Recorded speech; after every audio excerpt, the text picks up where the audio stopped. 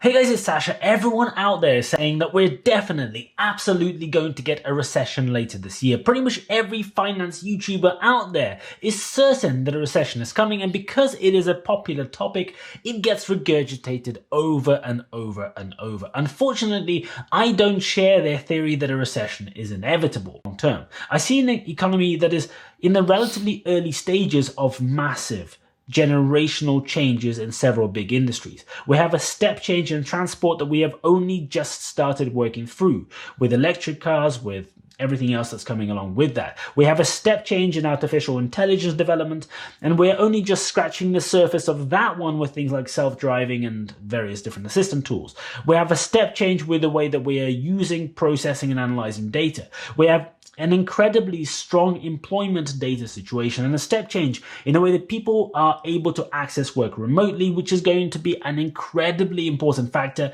in the long-term growth of the economy and the growth of productivity. We have had 2 years of turmoil with the world being turned upside down by the pandemic and now this crisis in Ukraine. But given that, the outlook for the next 5 years for me from where we are today looks likely to be more of a bounce based on the situation today and a period of innovation and growth rather than stagnation, because typically stagnation follows a period of stable growth and a relatively positive outlook. Now, remember that a recession is a marker of stalled productivity. And we have, in my opinion at the moment, a once in a generation set of changes that are exploding our levels of productivity rather than indicating they may decline. These are happening right now, and I am not saying that lightly. I don't know if we're going to have a technical recession happen or not. The likelihood for me is that this year it will not, and even in the next 2 years the likelihood is exceptionally low. So that is Sasha Jansen sharing his views on whether a recession is coming soon. And I completely share his views. I don't think that we are going to enter into a recession anytime soon. If you look at the US employment numbers, it was 372,000 new jobs created for the month of June.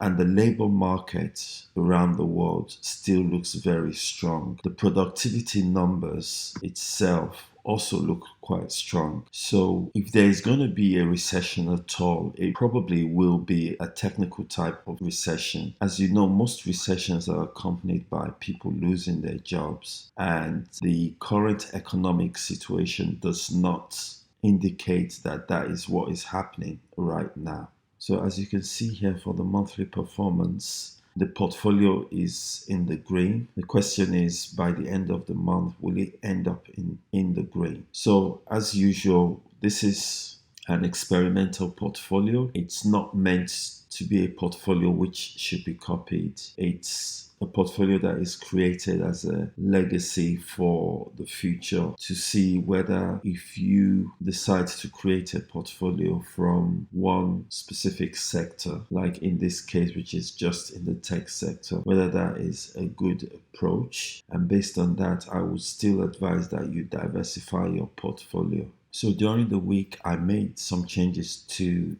this portfolio, and I have now included Nvidia. The money came from buy orders that I had previously on Unity Software, Rivian, and Palantir, and I decided to cancel those buy orders and decided to use that money to buy stocks in Nvidia.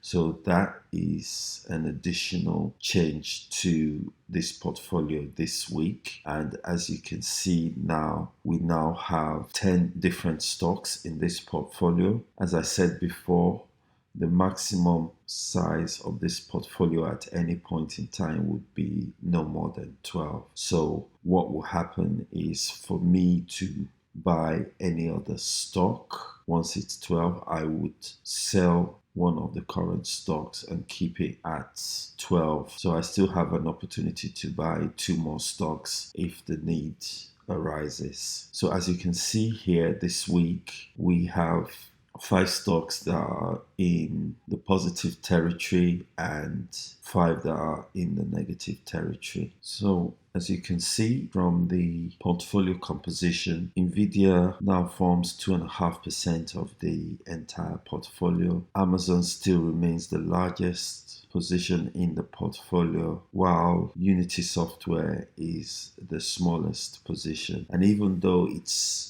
the most profitable, I intend to increase my position in Unity Software as the time goes on. So taking an overall look at this dashboard, you can see it's very similar to 2 weeks ago, in which Unity Software, Rivian, Palantir, Google, and Apple were all in positive territory. Looking at the overall portfolio performance, total portfolio allocated still remains the same. The loss on the portfolio has decreased from 8,300 last week to $6,000 this week, and as such the equity has increased to 29,600 from 27,300, and the overall loss has decreased to 16.85%. I'm still unable to get the data which compares to the S&P 500. I'm hoping that I will be able to get the graph working soon. So as you can see, the overall portfolio performance from the previous week has seen an increase of $2,300. So we'll see what next week brings. I hope you found this information useful. If you have any questions, drop me a comment, and I'll see you in the next video. Take care. Bye.